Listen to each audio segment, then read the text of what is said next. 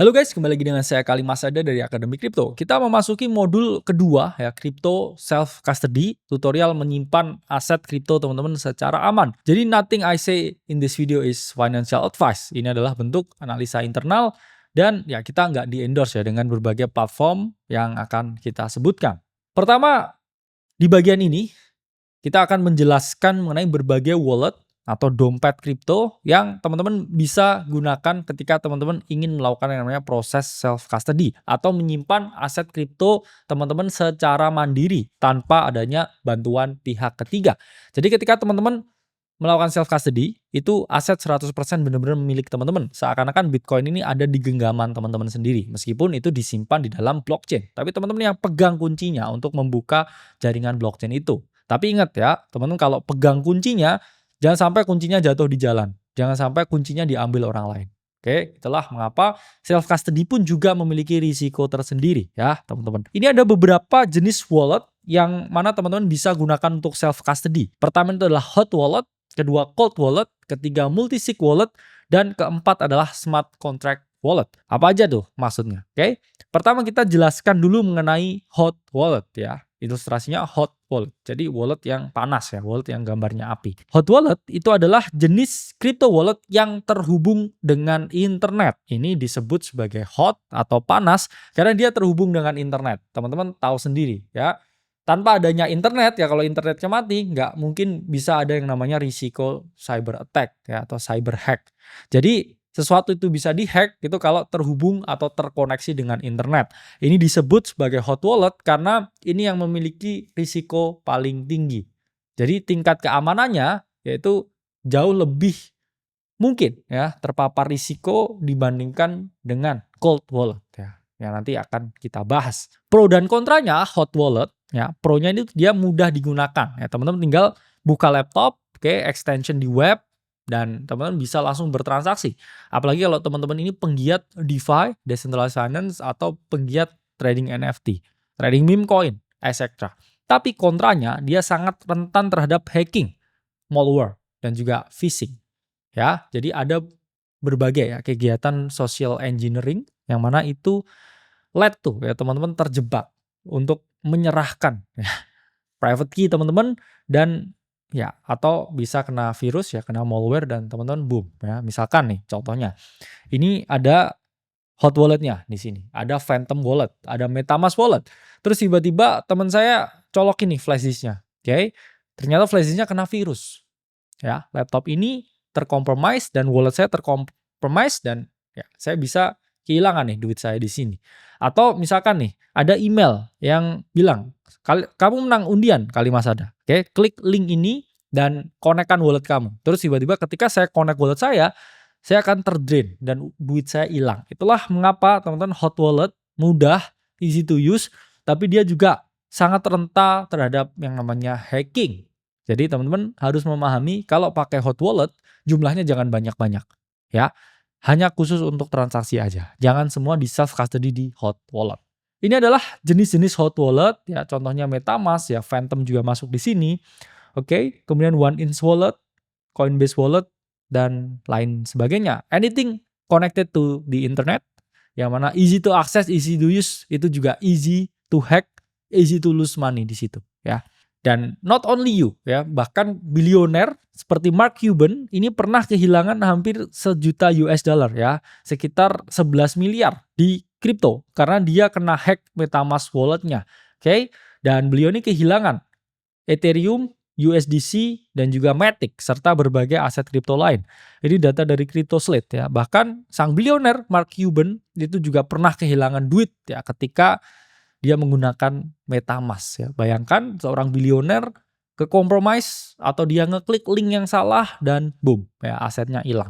Itu yang saya bilang ya, self custody ini juga memiliki risiko sendiri. Kamu nggak titip di Indodax, nggak titip di Pintu, nggak titip di toko kripto, tapi kamu pegang kuncinya sendiri. Oke, sini kuncinya buat saya ya, tapi kuncinya jatuh terus diambil orang lain, terus orang lain buka brankasnya dan duitnya diambil ya. Jadi harus sangat hati-hati. Dan kemudian cold wallet itu adalah jenis wallet kripto yang tidak terhubung dengan internet. Jadi hot, panas ya. Tapi kalau cold ini dingin ya. Dia nggak terhubung dengan internet sama sekali. Pro dan kontranya apa? Ya, pronya private key-nya tetap offline, jadi lebih aman dari serangan cyber. Tapi ya kontranya teman-teman butuh device yang lain. Ya teman-teman butuh laptop yang lain yang nggak terhubung dengan internet, atau teman-teman butuh HP yang lain yang tidak terhubung dengan internet. Jadi lebih ribet. Ya, kamu harus buka laptop yang lain terus nyalain internet, dan ya teman-teman harus pakai cold wallet-nya. Ya, jadi saya memberikan saran teman-teman kalau misalkan gini, saya mau nyimpen Bitcoin buat anak saya, buat cucu saya nanti. Ya teman-teman investasi lah, beli satu laptop yang benar-benar nggak dipakai, nggak connected to internet, dan itu buat teman-teman install cold wallet-nya. Ya nanti akan kita ajari ya cara pakainya. Kemudian jangan connect dengan internet, ya kemudian forgot WiFi setelah pakai, dan ya matikan laptopnya, device-nya dimatikan terus dan dicabut ya dari cold wallet-nya. Itu protokol yang saya pribadi gunakan ya untuk mengamankan ya aset cryptocurrency yang saya miliki. Ada berbagai jenis wallet yang nanti akan saya praktekkan. Ya, ada SafePol S1, ini connected to phone, ya langsung bisa dipakai di handphone. Kemudian SafePol X1 dan juga SafePol S1 Pro. Ya, ini contohnya. Ada juga ya merek yang lain, yaitu adalah Ledger, ada juga Trezor. Oke, nanti akan kita bahas. Ini adalah contohnya. Ini contohnya SafePol. Nah, ini pun perbedaan ya hot wallet dan juga cold wallet. Secara security, ya hot wallet lebih mudah terkena attack. Sementara cold wallet ini lebih tidak ya mudah terkena attack karena dia tidak terekspos dengan internet. Kemudahan digunakan ya, hot wallet easier to use, tapi cold wallet ini jauh lebih complicated. Nah, secara cost hot wallet ini gratis ya teman-teman. Kalau download MetaMask, download Phantom itu tidak dikenai biaya. Tapi kalau beli cold wallet ya biasanya 1 juta ya, 2 juta, ya ada yang 3 juta, 5 juta, etc. Jadi teman-teman harus keluarin biaya tambahan ya. Dan untuk use case dia digunakan untuk regular trading untuk hot wallet. Tapi kalau cold wallet ini cenderung untuk jangka panjang. Ya ingat saya tadi bilang hot wallet hanya untuk transaksi, cold wallet ini untuk jangka panjang. Nah jadi itu adalah perbedaan dari cold wallet dan juga hot wallet. Nah selanjutnya ada multisig wallet. Apa itu multisig wallet? Multisig wallet merupakan jenis wallet kripto yang membutuhkan beberapa tanda tangan untuk memverifikasi transaksi. Fungsinya adalah meningkatkan keamanan. Jadi kalau teman-teman pakai hot wallet atau cold wallet itu hanya butuh satu verifikasi. Hanya kalian saja yang tanda tangan. Tapi multisig ini membutuhkan beberapa wallet untuk tanda tangan transaksinya. Bahkan walletnya bisa aja wallet yang bukan milik kita.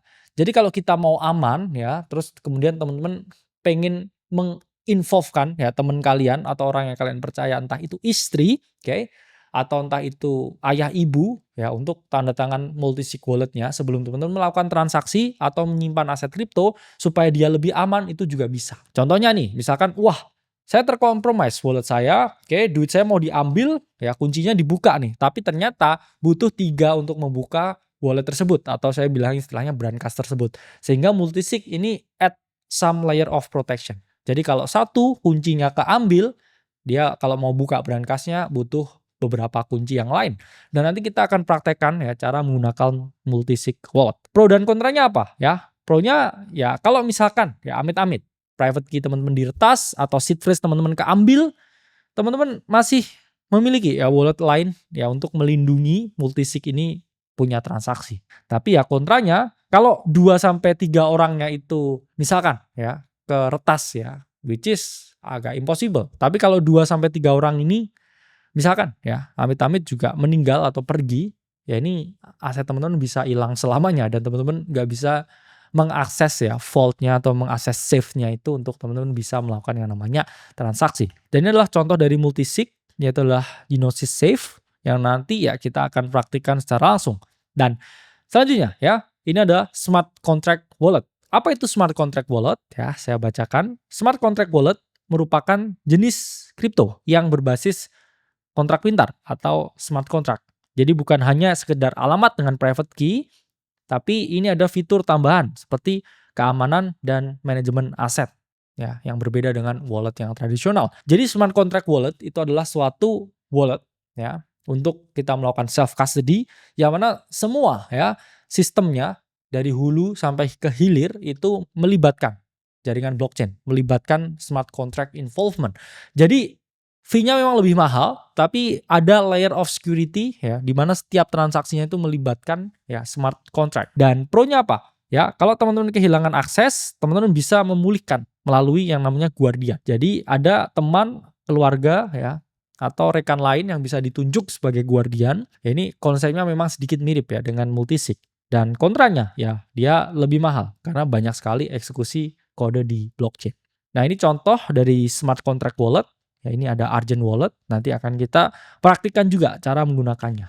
Nah, sampai jumpa di modul ketiga, kita akan langsung masuk praktek.